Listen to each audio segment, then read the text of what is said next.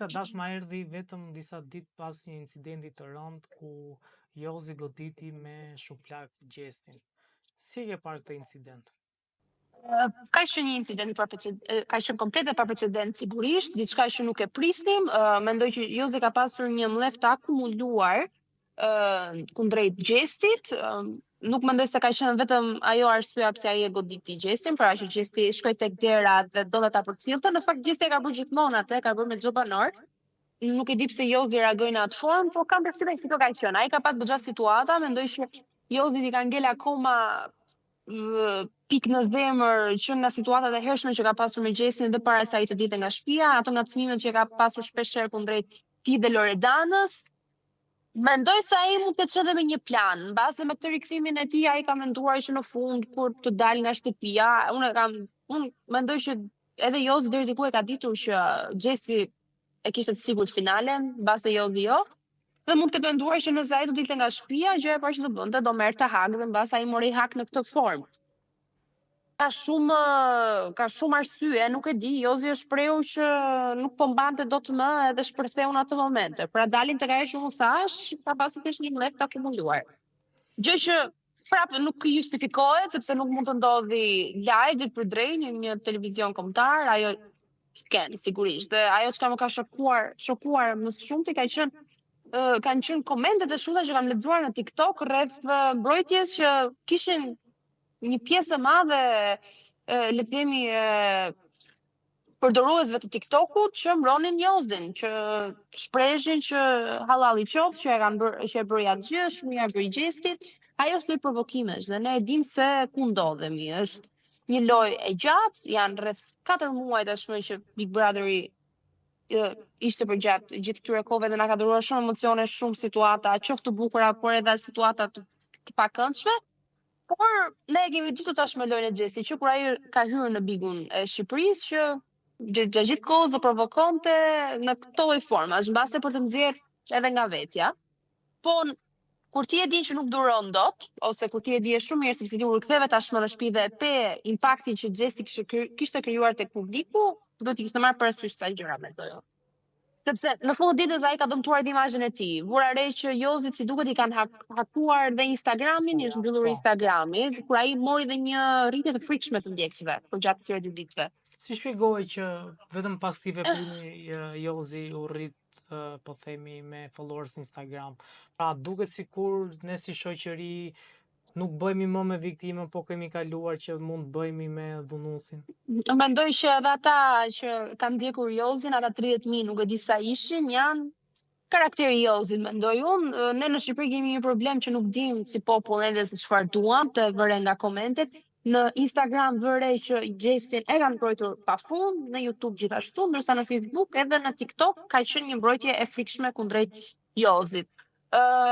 Pastaj, për sa i përket edhe rritjes së followersëve, vëre diçka që ne në Shqipëri nuk dim të bëjmë ban, pra cancel celebrities, nuk i bëjmë dot kryshing këtyre personazheve, pra ti dënojmë që mos të dalin më në publik, mos t'i marrin më si influencer, mos t'i marrin më si shembull. Ndryshe ndodh në vendet jashtë kufive të Shqipërisë që kur një personazh shumë i madh bën një veprim jo të këndshëm, jo të hijshëm për publikun, ata më njëherë e kryqëzojnë edhe që mos të ngrenë më kokën, mund ta themi kështu. Por në Shqipëri kjo gjë nuk ndodh komplet e kundërta, ne i japim akoma më shumë vëmendje, i japim klikime dhe e rrisim me numrin e followersave.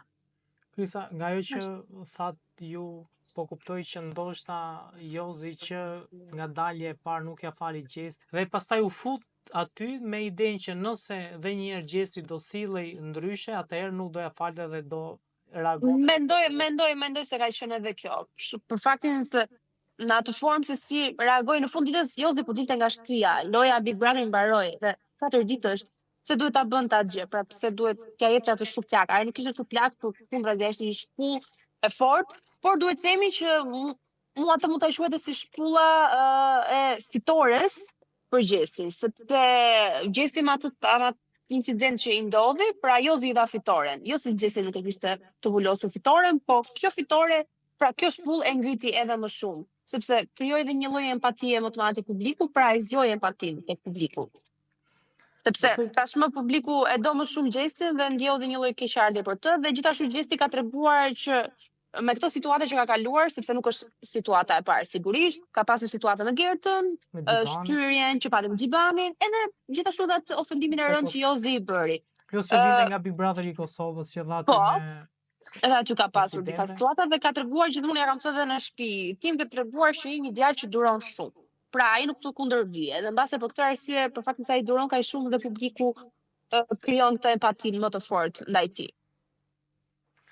Krisa, ke pasur mundësi ta takosh Loredanën kur ishit në dasëm, ke folur me të? Folëm pak, shumë pak, nuk patëm mundësi të flisnim më shumë. Gjithë them që Loredana më kërkoi falje, unë ja pranova faljen, dhe vetëm kaq ishte. Thjesht më tha më falta për atë që thash. A je mirë, më pyeti nëse jam mirë, po i thash, mirë jam, kam kaluar komplet atë situatë tashmë, kështu që jemi okay tani. Okej, nuk është se sqaruam diçka më shumë se kaq, por e vlerësoj që më kërkoi falje. Atë që rriti vuri re, po themi, gjatë dasmës ishte që Loredana mbante akoma unazën që ja dha Jozi. Të se kam vënë re, të drejtë se kisha vënë re fare. Po, dhe po aludoj që ata akoma janë bashkë. Atëherë nëse Loredana ka bërë këtë gjë, nëse ka shkuar në dasëm me unazën që Jozi, me unazën e dasmës ndërkohë martesës me Jozin, nuk mendoj se ka qenë lëvizje e duhur. Unë në fakt merrti mirë kur e pas Loredanën aty, sepse deri diku Loredana tregoi që është në anën e Gjestit, pra nuk është në anën e Jozit, dhe i la pas atë rëmbetjet që ka ndodhur, sepse sigurisht kanë pasur incidentin që ndodhi në dasmën e tyre me Gjestin dhe me ishbanorët e tjerë. Por nëse ajo ka qenë unazën e Jozit pastaj, di ç'të them. Është vendimi i saj, zgjedhja e saj, mbase ajo i ka lënë ende një hapësirë Jozit për të sqaruar jashtë, për të folur. Tashmë Jozi është lirë, është një gjykim të lirë, kështu që besoj ka mundësinë që edhe të flasë me të dhe të sqarohen. Krisa, kemi 4 finalistë. Kush mendon se e meriton finalen aty? Shiko, të katërt ata, Rozana, Laer, Gjes, Tekli e meritojnë finalen, e meriton edhe Gerta Gixhari finalen realisht. Kanë dhuruar shumë për atë shtëpi. Mes Gertës dhe Eglit, kë do zgjidhje ti? Shiko, janë të dyja, po unë do ndaja mes Gertit dhe Laertit. Mendoj që dhe ishte Gerta në vend Laertit, sepse dhe Egli ka dhuruar shumë për shtëpi, nuk e ndaj dot realisht.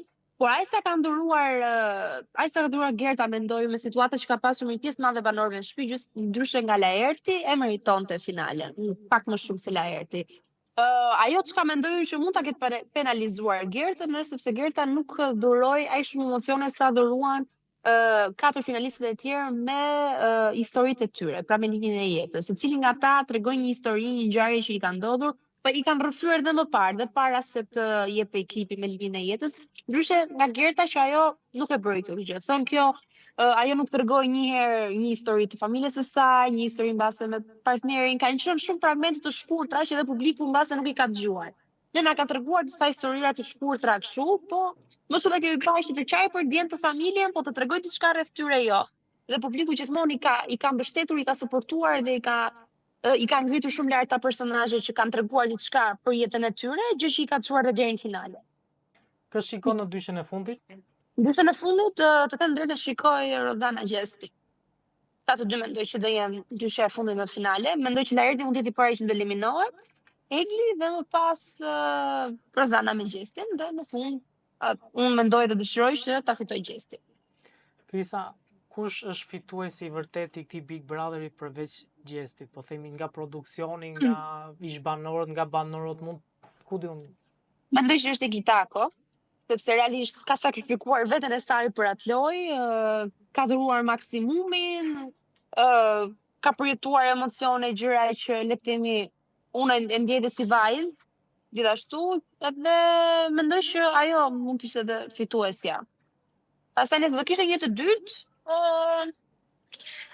nuk di ti ndaj. Realisht ky edicion fakt ka pasur goxha personazhe interesante, personazhe që kanë dhuruar shumë, edhe besoj që secili prej tyre ka fituar Big Brotherin e vet, kështu që nuk mund t'i ndaj dot. Krisa, shumë faleminderit. Faleminderit ty.